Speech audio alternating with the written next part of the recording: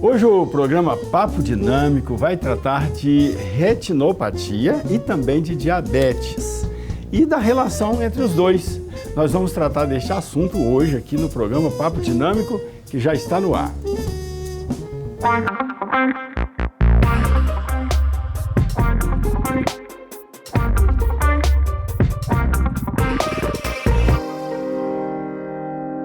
Olá, gente boa, muito boa noite. Estamos iniciando o Papo Dinâmico na PUC TV Goiás. Toda terça-feira, 9h30 da noite, nós estamos aqui e também nas redes sociais, no YouTube, no canal do programa Papo Dinâmico, no canal da PUC TV Goiás e nas redes sociais, no Instagram, no Twitter, no Facebook.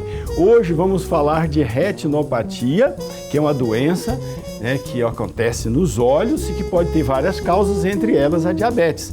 E também vamos falar da diabetes. Nós vamos tratar destes assuntos aqui com o Dr. Nelson Hassi, que é endocrinologista, e com a doutora Luciana Barbosa, que é oftalmologista. Então, nossa alegria e muita satisfação de tê-los aqui conosco. Então, boa noite, doutor Nelson. Boa noite. Boa noite, doutora Luciana. Obrigada pelo convite, é um prazer estar aqui. Nós é que agradecemos vocês pela presença. Bom, vamos começar aí com o endocrinologista, doutor Nelson Hassi, sobre o que é uma doença de diabetes. Diabetes é uma doença que se demonstra... O nome é diabetes, né? Diabetes. É no plural que fala? Vem do latim. Do latim. Ela acontece desde a época de Hipócrates, né? E recebe esse nome latinizado. E foi o próprio Hipócrates que diagnosticou essa doença? Não, ela já existia até antes. Ela foi estudada por vários médicos desde aquela época e o progresso no conhecimento e no tratamento da doença tem se evoluído desde então, né? O diabetes, ele na verdade é uma expressão que quer dizer excesso de líquido, ou porque ele se manifestava e ainda se manifesta pelo excesso de urina. É uma alteração que, como você me perguntou, é uma alteração como tendo a principal marca, que é a marca diagnóstica, o excesso de açúcar no sangue, a glicose. A glicose é a fonte de energia que nós temos, é a nossa gasolina.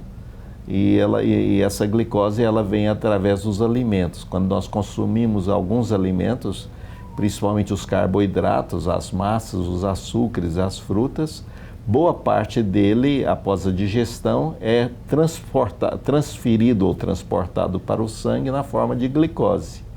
Essa glicose ela tem que entrar dentro da célula para produzir energia. Só que para entrar dentro da célula é necessário uma associação com um outro hormônio chamado insulina. E é aí que mora o risco, o perigo. Muitas vezes a insulina não está presente ou ela não atua de maneira eficaz. Então o açúcar ou a glicose não entra dentro da célula e, consequentemente, ela fica em quantidades excessivas no sangue. É aí que nós temos o diabetes. O diabetes, então, é o excesso de glicose ou hiperglicemia por um defeito na produção da insulina, seja na sua quantidade ou na deficiência da sua ação. Entendi. E em consequência disso, nós vamos ter outros problemas. Nós vamos voltar a esse assunto, eu quero colocar também a doutora Luciana no papo, né? Até porque ela trouxe aqui uns objetos curiosos, interessantes aqui, um olho gigante aqui. Então, doutora Luciana, a senhora é oftalmologista, nós estamos justamente hoje vendo, né, a diabetes, e um dos efeitos da diabetes no corpo humano seria a doença de rinopatia, né? O que é uma rinopatia diabética? Sim, seria uma retinopatia diabética, uma doença da retina, né, causada pelo diabetes. A retina é o fundo do olho. Exatamente, é o fundo do olho. Dá para mostrar aqui o fundo do olho? Exatamente. Isso aqui é o fundo do olho. Exatamente, essa é a retina, que é o que enxerga, né? Lá no fundo aqui. Se o olho fosse uma máquina fotográfica, a retina seria um filme. E se o olho fosse, né, um relógio, a retina seria a máquina desse relógio, né? Então, se ela não estiver funcionando, a pessoa não enxerga, ela fica cega.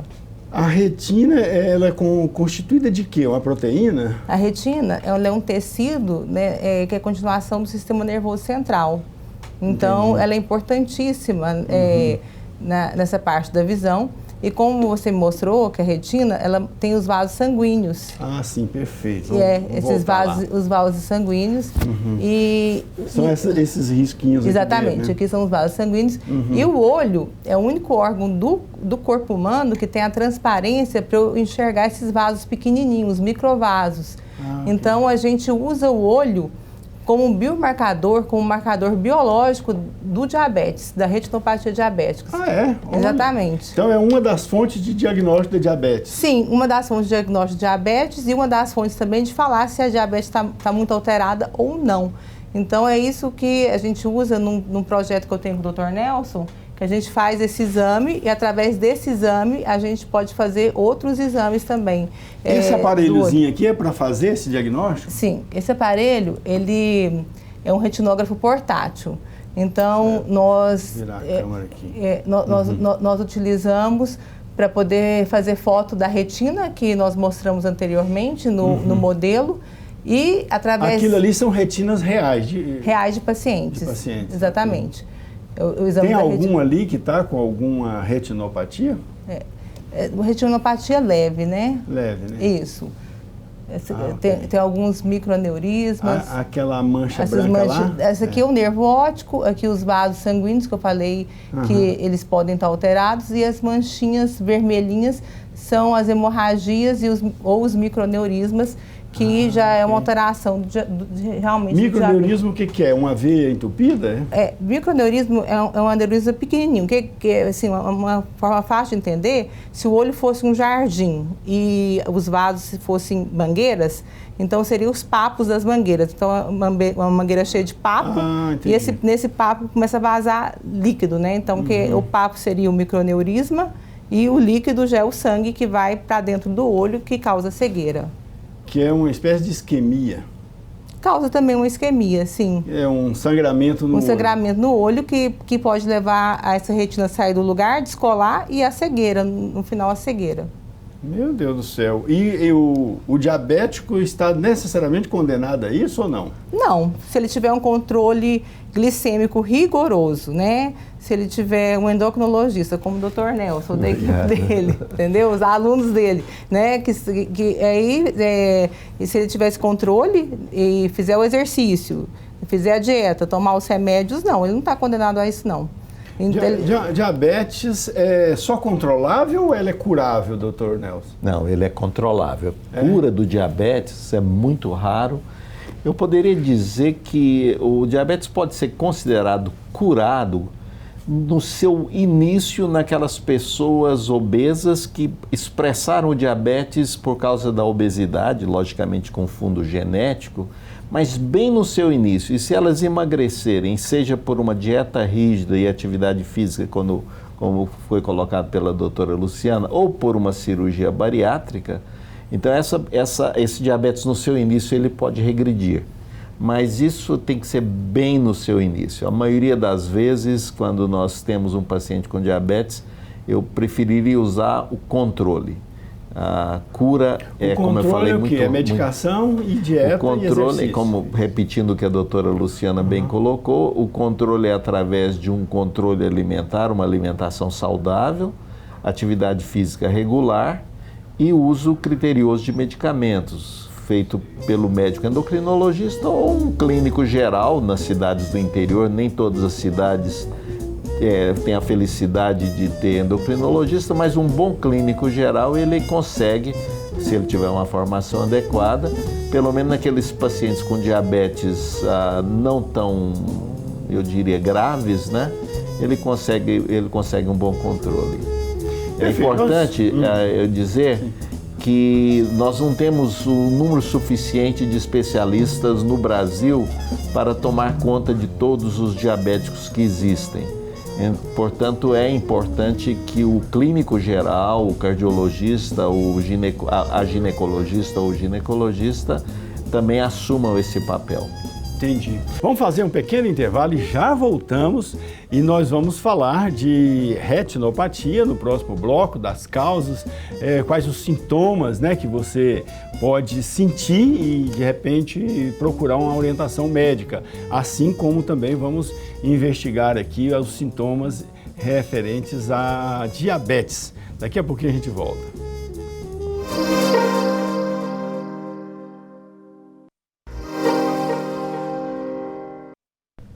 De volta com Papo Dinâmico na PUC TV Goiás, toda terça-feira, 9h30 da noite, também no YouTube, no canal do programa Papo Dinâmico, no canal da PUC TV Goiás e lá no Facebook, no Twitter, no Instagram. Estamos lá também nas redes sociais, no perfil do programa Papo Dinâmico, onde você pode também curtir o nosso programa e mandar sua mensagem aqui para nós, sugerir temas e nomes de convidados para a gente entrevistar aqui, tá bom? Hoje estamos falando de retinopatia e especialmente retinopatia relacionada a diabetes. Estamos aqui com a doutora Luciana Barbosa e o doutor Nelson Rassi.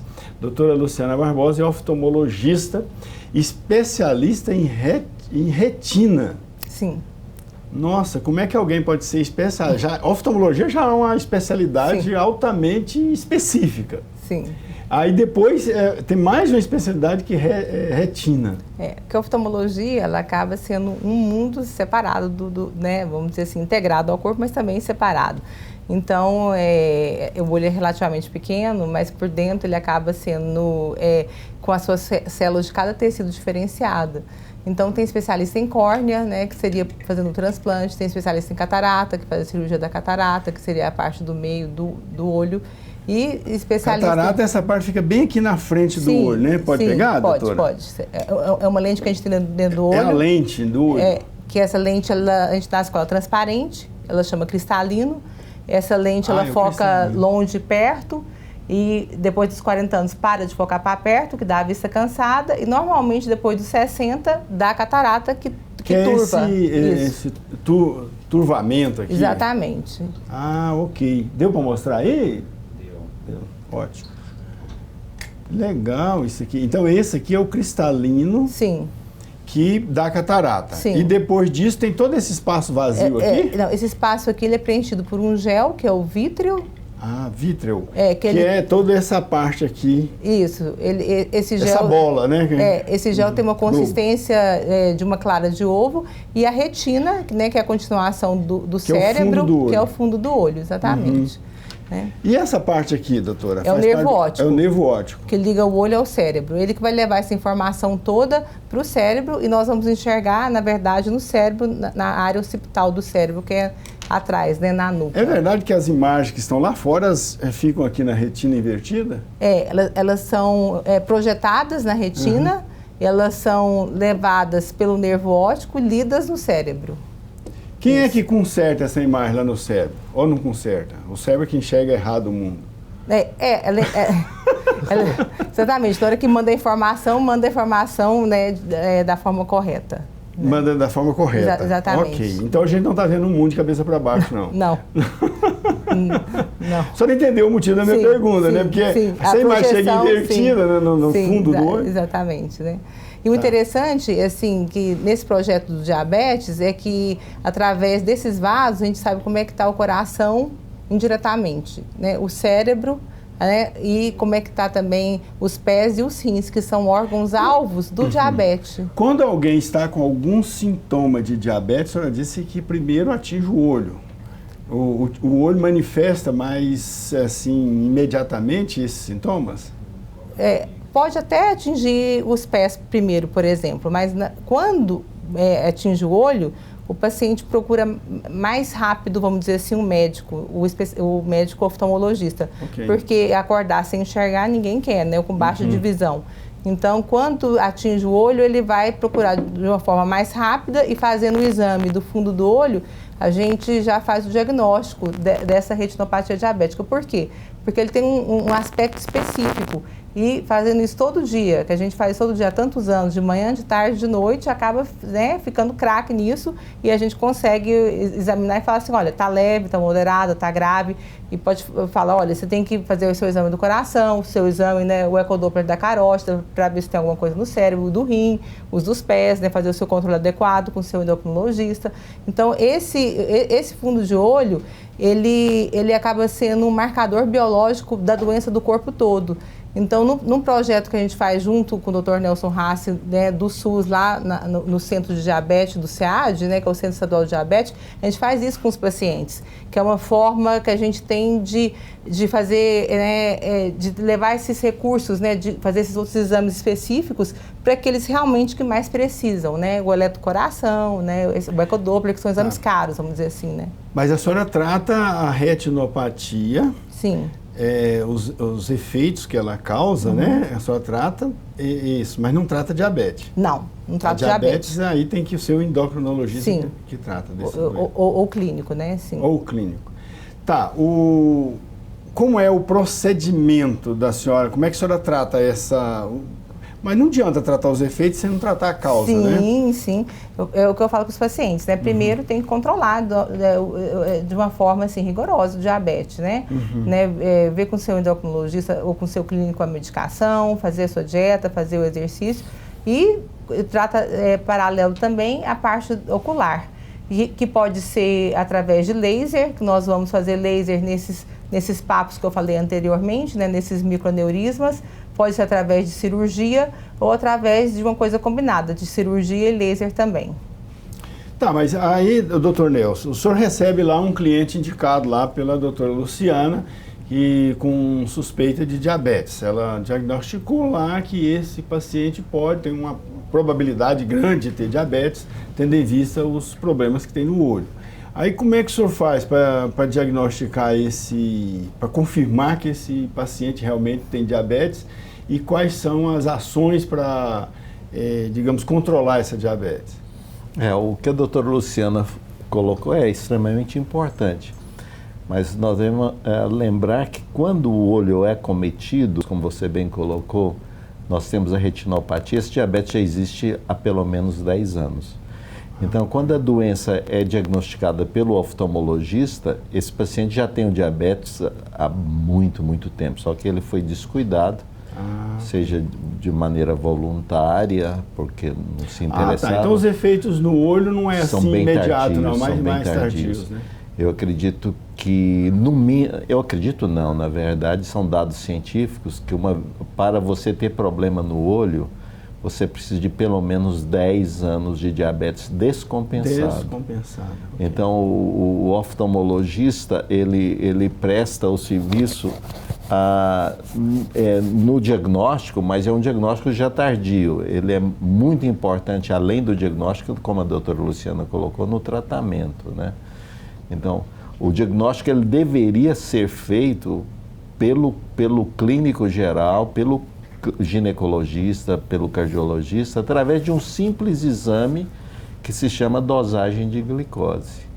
Então é um exame bem simples, pode ser feito em qualquer posto de saúde. Esses aparelhos que tem que pica o dedo assim, ele também tem até um pessoal aí que soltou nas redes sociais medindo a glicose da cerveja. Aquele aparelhozinho serve?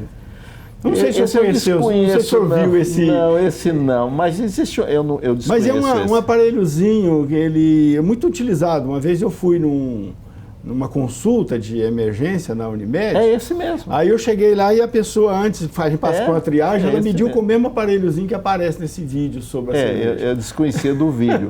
Mas é esse mesmo que você fez no posto de saúde. É um exame bem simples. Ele não é...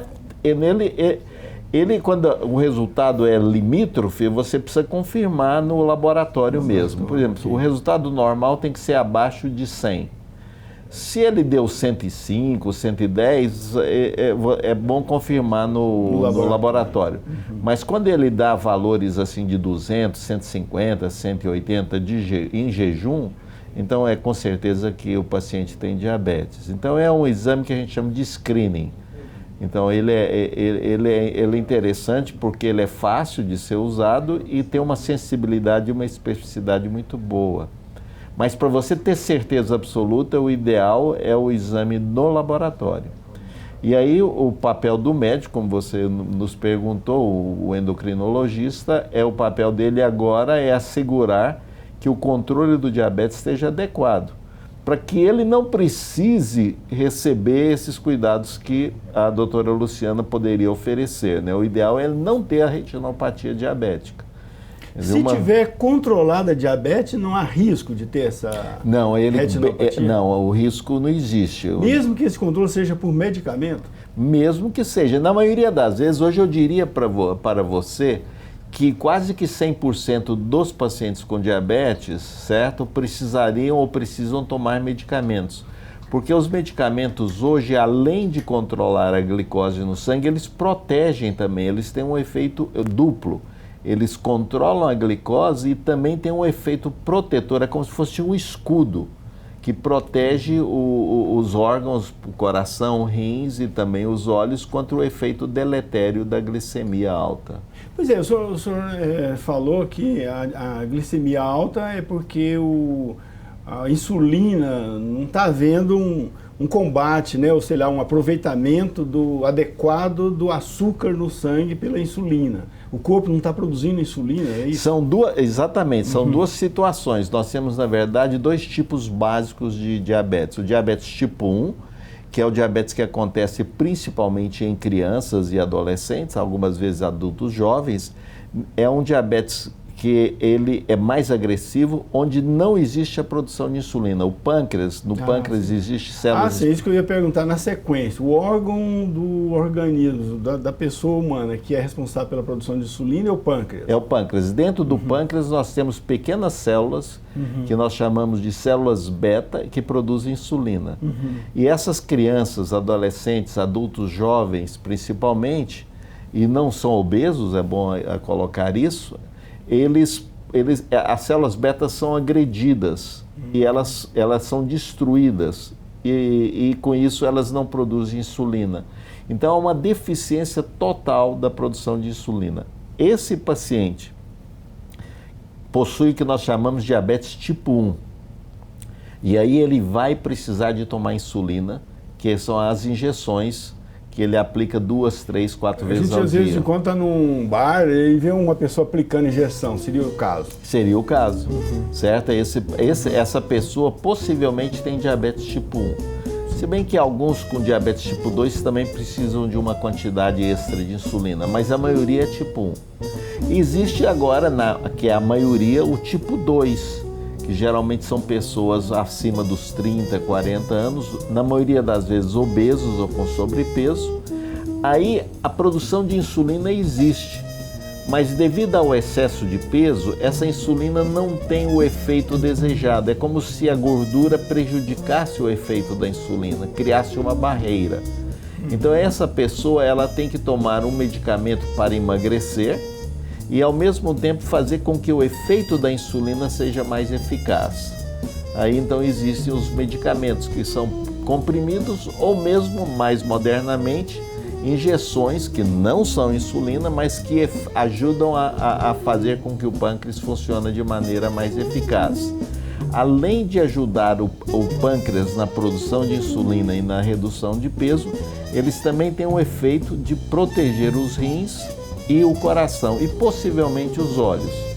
O que nós não queremos, o nosso desejo é que o paciente com diabetes não precise do laser e da vitrectomia e das injeções que o oftalmologista muitas vezes tem que lançar mão, certo? Entendi. Nós gostaríamos que ele fosse para o oftalmologista só para o diagnóstico e não para o tratamento, mas infelizmente isso não acontece, como a doutora Luciana colocou.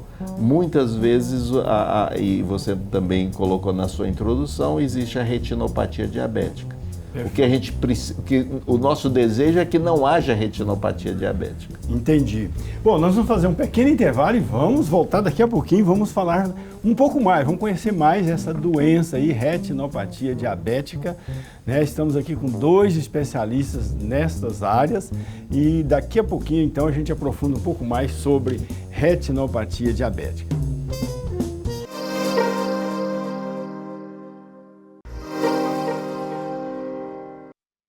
De volta com o Papo Dinâmico na PUC TV Goiás. Acompanhe a gente nas redes sociais, no Twitter, no Instagram, no Facebook.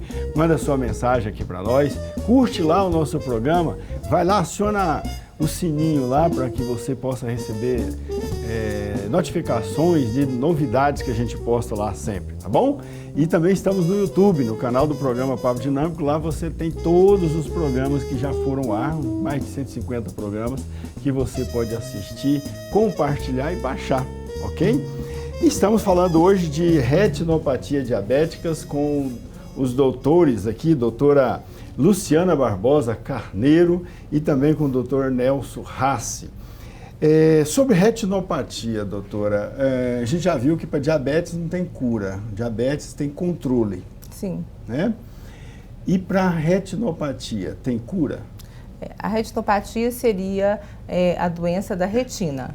Então, tem várias causas, né? Como a gente já disse, tem o diabetes, que é causado pelo diabetes, tem também hipertensiva, que é causada pela pressão arterial alta, e tem outras causas, né? Tem causas inflamatórias, tem causas infecciosas, causadas por reumatismos, por outras doenças que causam inflamação dos vasos sanguíneos, infecciosas, por exemplo, sífilis, AIDS também, né? Vírus, bactérias. Então, depende daquela causa específica. Tem causas genéticas também, que a pessoa já nasce com isso. Então, são várias causas. São muitas causas da retinopatia. No caso da diabética, que é o assunto nosso aqui hoje, doutor Nelson já explicou para nós que se a diabetes estiver controlada, não há risco dele ter retinopatia. Mas nem sempre o paciente diabético ele mantém o controle dessa diabetes. Ele pode descontrolar de um certo período e aí causa lá uma retinopatia. Uma vez que ele volta a controlar a diabetes, mas ele já teve o problema lá, ele já está com a retinopatia, mas agora ele voltou a controlar essa diabetes. Daqui para frente ele mantém a diabetes controlada. Aí aquela doença que está lá, retinopatia, aquele, não sei como é que eu chamaria lá, aquela lesão que foi causada no olho, tem cura? Normalmente quando o paciente, por exemplo, se ele perdeu 20% da visão com a doença dele, mesmo ele controlando, ele não recupera aquilo que ele perdeu, mas ele para de continuar perdendo, vamos dizer assim, né? Com o controle, ele para o processo de perda de visão. Agora, aí é importante o controle para não perder mais 30%, 40%, 50% até a cegueira total. Mas aquilo que foi perdido, né, normalmente, né, não tem como voltar atrás, porque aquelas células que estão ali já morreram por causa do excesso de líquido, enfim, do metabolismo delas, né? Exceto a visão central, né, que é a mácula, que é a parte central da visão, que ela pode ter, às vezes, muito líquido, mas a pessoa tem baixa de visão sem perder a visão, e através de medicações específicas, injeções que dá dentro do olho, que ela pode voltar e pode melhorar a visão. Nesse ponto, ela pode melhorar. Agora, da retina periférica, normalmente o que perdeu está perdido. Então, por isso que é importante o controle para poder paralisar essa retinopatia diabética. Então, o tratamento visa paralisar a progressão da retinopatia. Sim. E quais são os tratamentos que podem ser aplicados?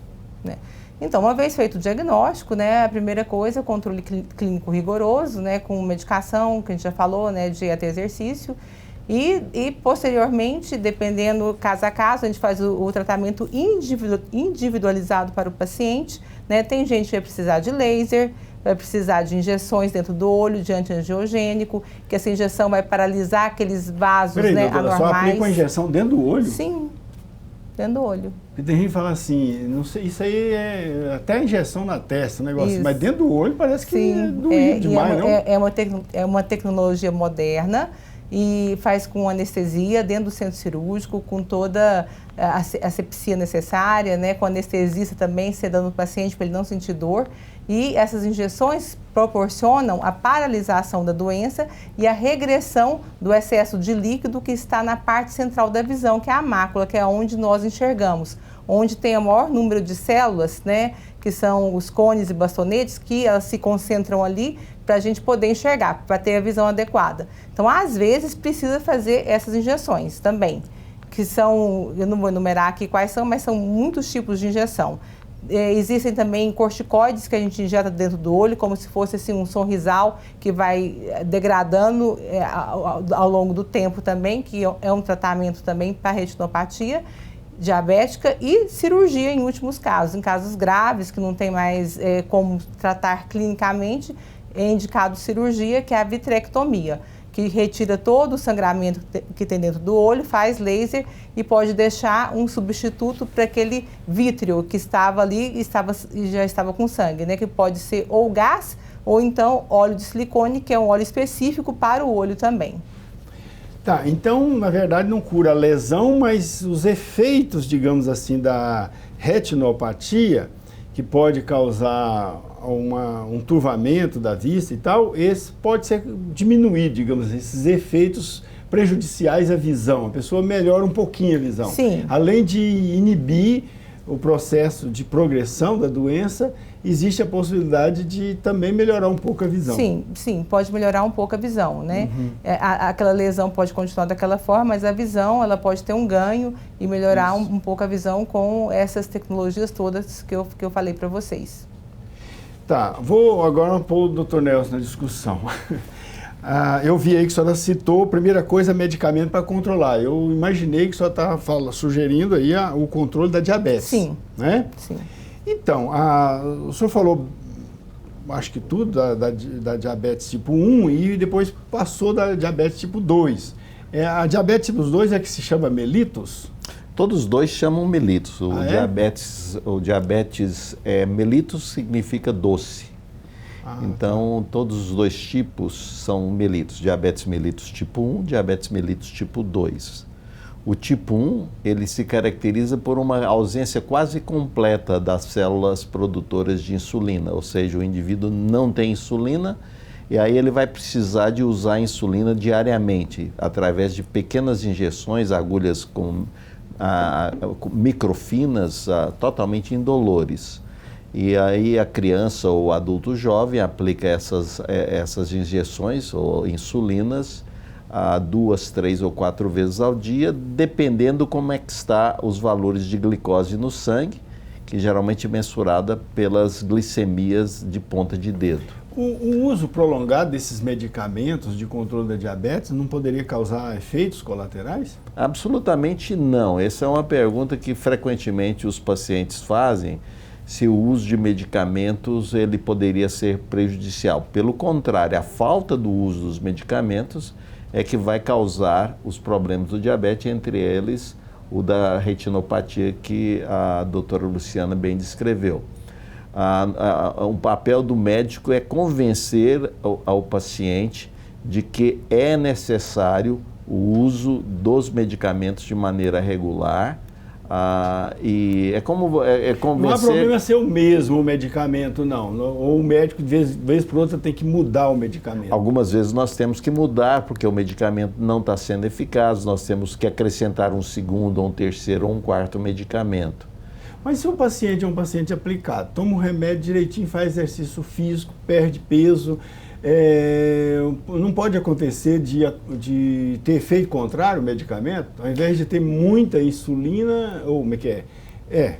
Pode. É por isso que é interessante, como o diabetes... Ao invés de ter muita glicose, ele cai. Exato, a sua preocupação é relevante.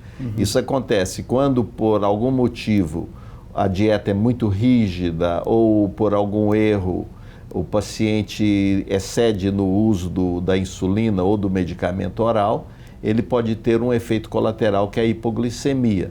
Por isso esses pacientes devem ser ensinados, eles são orientados, eles são educados pelo próprio profissional de saúde, o médico endocrinologista ou a nutricionista. Nós temos também hoje um terceiro profissional, que é o educador em diabetes. É aquele indivíduo da área de saúde que tem um conhecimento global sobre a doença e que auxilia o médico, principalmente nas instituições, nas grandes instituições, como no caso o SEAD, a reconhecer esses sintomas e ajudar o profissional de saúde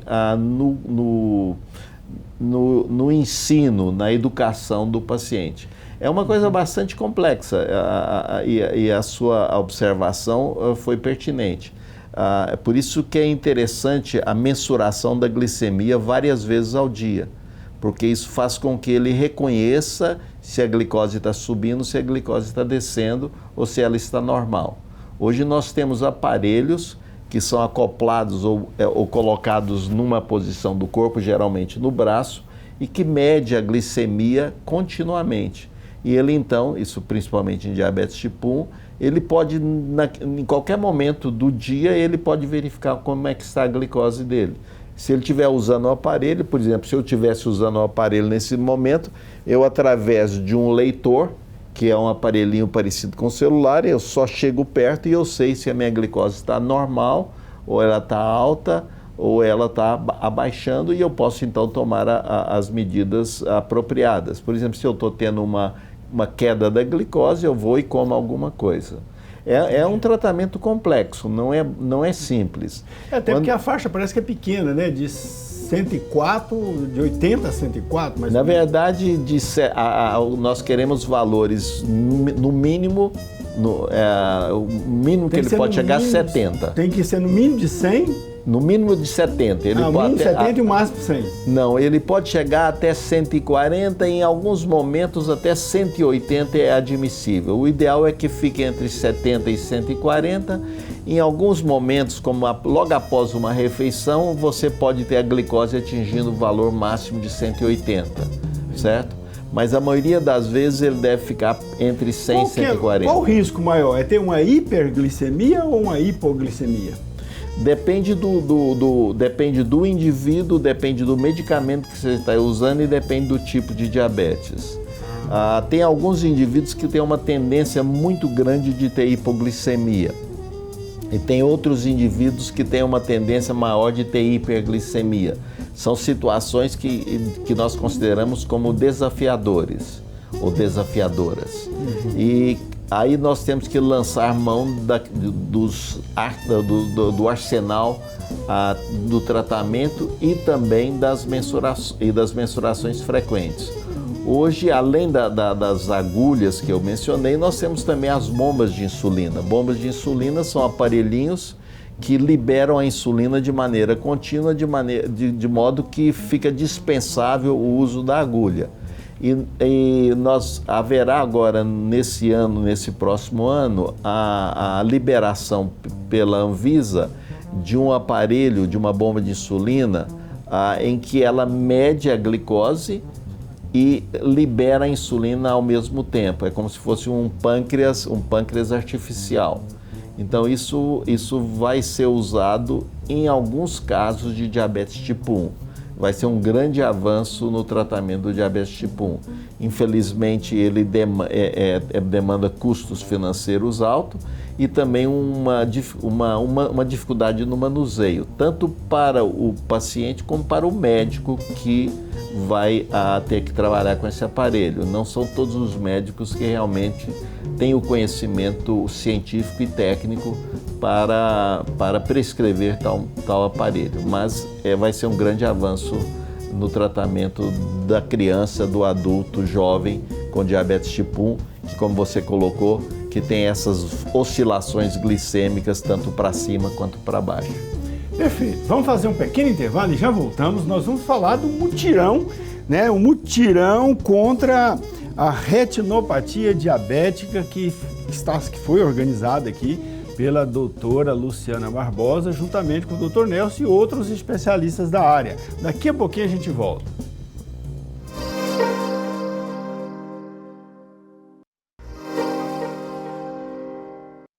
De volta com o Papo Dinâmico na PUC TV Goiás. Hoje nós estamos falando aqui de retinopatia diabética e de diabetes, né, com o doutor Nelson Rassi e com a doutora Luciana Barbosa Carneiro. Ora, durante este ano aí, 2021, vocês realizaram um projeto conjunto aí de combate à retinopatia e diabetes também, doutora Luciana? Sim. Então, é um projeto que eu sou apaixonada por ele. A gente começou em 2013. No começo era só o olho, depois foi entrando... 2013? 2013, então já tem muitos anos. 2013 nós começamos. e depois foi entrando nas outras áreas, né? A endocrinologia, a cardiologia, o pessoal da educação física, nutrição, os acadêmicos da Liga de Diabetes, né? As faculdades, o UFG, a PUC também. E com isso a gente fez esse ano, né, um atendimento que a gente chamou de atendimento digital multidisciplinar do diabetes. Como é que é esse evento, né? A gente faz o exame da retina primeiro do paciente e usa a retina como biomarcador, marcador biológico da doença. Quem não tem alteração grave, né, alterações leves, volta no que vem, né? Quer dizer, o controle do diabetes está ok, volta no que vem. Agora, os pacientes que têm alterações graves, nós chamamos para um outro dia, para um segundo dia, que nesse dia nós vamos fazer os exames específicos, né? Além de repetir o exame da retina através, né, do mapeamento de retina com um especialista, oftalmologista, especialista em retina, nós vamos fazer também o exame dos pés para evitar amputação, o exame dos rins para evitar hemodiálise, colhe a urina, coloca numa fitinha que mede a pequena proteína da urina. Fazemos também os exames de sangue, a hemoglobina glicada, que é um exame que dá para ver como está o diabetes nos últimos 3 meses, faz o colesterol, os triglicerídeos e a creatinina para ver como é que está os rins também. Além disso, faz o eletro do coração para evitar o infarto. Já aconteceu de pacientes nossos que fazem o eletro no mutirão estarem infartando sem ter dor, que o diabético não tem dor às vezes. E faz o ecodoppler da carótida para evitar, né, o derrame, que é o AVC. E em relação ao olho, faz também o laser da retina. Essa parceria que nós fizemos foram com os pacientes do SUS do SEAD esse ano, que por causa da pandemia a gente não podia aglomerar. Então fizemos fotos da retina ao longo do mês de outubro e novembro, né? 20, 30 pacientes por manhã. E foram 1.000 pacientes ao todo, 1.000 diabéticos. E no último dia 20 nós chamamos 134 que tinham essa alteração graves e fizemos essa ação maior com eles. Ou seja, numa manhã a gente fez o que o paciente conseguiria fazer, né, em 1 ano, e tudo gratuito, né, todo mundo voluntário, junto com a Liga de Diabetes da UFG. Então foi um trabalho maravilhoso. Isso é uma iniciativa voluntária, doutora? Sim, 100% voluntária. O SUS participa ou não? A gente chama, né, os gestores do SUS para participar, para conhecerem o projeto, para poder implantar futuramente alguma coisa nesse sentido, né? E é uma paixão pessoal que eu tenho, porque além de ajudar o paciente diabético, os alunos também que participam, né, os residentes em oftalmologia, os especializandos em retina, depois vão replicar essa ação na cidade deles. E a gente sabe que hoje em dia a diabetes está cada vez crescendo mais, né, e as complicações também, ainda mais com a pandemia, e o que a gente visa é evitar amputação, hemodiálise, derrame, infarto e cegueira. Nossa, e quantos profissionais estão participando desse projeto, doutor? Em torno mais ou menos de médicos, em torno de 50 médicos, especialistas em todas as áreas, né? E acadêmicos, 200 acadêmicos participaram desse último projeto. Em 2019, que a gente teve o mutirão presencial, foram 500 acadêmicos. Então, assim, é muita gente envolvida, todo mundo faz voluntariamente e ajuda, né, esses pacientes que precisam tanto. A diabetes é uma doença, né, doutor Nelson, fonte de problemas para todas as especialidades, né? Porque dá problema no coração, dá problema no rim, dá problema no olho e outras partes do corpo, né? Praticamente, o endocrinologista, ele trabalha fazendo pontes com vários especialistas, não é isso? Perfeito. A diabetes é uma doença democrática, ela atinge todos os povos, todas as religiões, todos os segmentos da sociedade. Ela não poupa ninguém. E ela contribui para encher os consultórios das diferentes especialidades de uma maneira infeliz, com suas complicações. O ideal é que nós tivéssemos todos bem controlados e deixasse os médicos sem serviço. O médico falando isso é muito interessante, muito curioso. Mas existe pesquisas no mundo no sentido de curar essa doença? Ah, sim. Esse tipo de... existe até essa brincadeira, né? Se você curar o diabetes, como é que você vai sobreviver? Na verdade, isso não tem muito fundamento. O melhor da medicina é a prevenção. Quer dizer, você tratando a população de maneira preventiva, ela traz benefícios, né? A vacina é um exemplo disso, né? Uma vez eu ouvi alguém falando, não me lembro se era um especialista, mas dizendo que se qualquer pessoa viver 150 anos, ele ia ter diabetes algum dia. Isso é verdade? Teoricamente, sim, porque com o envelhecimento dos órgãos, ele faz com que haja uma falência da função dos mesmos. Então, do ponto de vista teórico, se você viver o suficiente, você vai acabar desenvolvendo um mau funcionamento dos vários órgãos. Alguns órgãos. Né? Mas na prática isso não acontece. Nós temos pacientes aí centenários que não têm diabetes. Mas se ele viver talvez mais 10 ou 15 anos, ou se ele vivesse, ele iria desenvolver diabetes, vai chegar um ponto que sim. Mas essa é uma teoria que necessita confirmação e vai ser difícil esse tipo de confirmação. Doutora, é muito frequente essa doença de retinopatia diabética? Sim, é muito frequente. Como o doutor Nelson falou, o mais importante é a prevenção. Então, é importante não só que o paciente faça, né, o exame dele, né, para ver como é que está a retina, para prevenir a cegueira, mas que os familiares também façam o exame para ver se eles não têm diabetes, porque às vezes o familiar tem e não sabe que tem, né? Mais de metade dos pacientes que têm diabetes, na verdade, não sabe que tem diabetes. E se não houver prevenção do diabetes, vai ser a próxima pandemia mundial, né? Nós estamos caminhando para isso. Então, por isso que a prevenção, o exercício, os hábitos saudáveis de vida, né, para comer bem é tão importante. Comer bem, a dieta, né? Mas não é suficiente só a dieta para controlar o diabetes, né? Quando já está instalada, não, mas como uma prevenção, se a pessoa, por exemplo, tem o gene da diabetes na família, né? Por exemplo, meu pai tem diabetes, né? Então eu tenho uma tendência a diabetes. Então eu devo ter esse cuidado da minha dieta e do meu exercício para prevenir o diabetes. Ok. Bom, acho que conseguimos falar tudo que planejamos para o nosso programa. Eu quero agradecer muito aqui as contribuições dadas pelo Dr. Nelson Rassi e doutora Luciana. Doutora Luciana, muito obrigado, boa noite. Boa noite. Boa noite a todos. Boa noite, doutor Nelson. Eu quero deixar se registrado esse trabalho maravilhoso que a doutora Luciana faz na Fundação Banco de Olhos. É um trabalho que nos orgulha muito ser parte dessa equipe, contribuir com esse trabalho estupendo que ela tem feito aí nos últimos 8 anos. E que deve ser imitado por outros centros. O ano que vem vai acontecer de novo. Vai, né? O senhor está convidado, né? Todos da PUC TV também. E se Deus quiser, né? Se não tiver pandemia, a gente vai fazer um mutirão enorme no Goiânia Arena para toda a população de Goiânia e de Goiás. Já tem data, doutora? Vai ser no mês de novembro. Novembro de 2022. Exatamente. Então, estamos todos convidados a participar desse grande projeto aí da Fundação Banco de Olhos, né? Sim. A gente acompanha por onde? No site da Fundação? Isso, da Fundação Banco de Olhos e SEAD, que é o Centro Estadual de Diabetes também. Uma parceria dos dois centros. Então tá ótimo. Então todos estamos convidados e para você que nos acompanhou, espero que tenhamos levado a você as melhores informações possíveis sobre esse assunto e um grande abraço e até a próxima.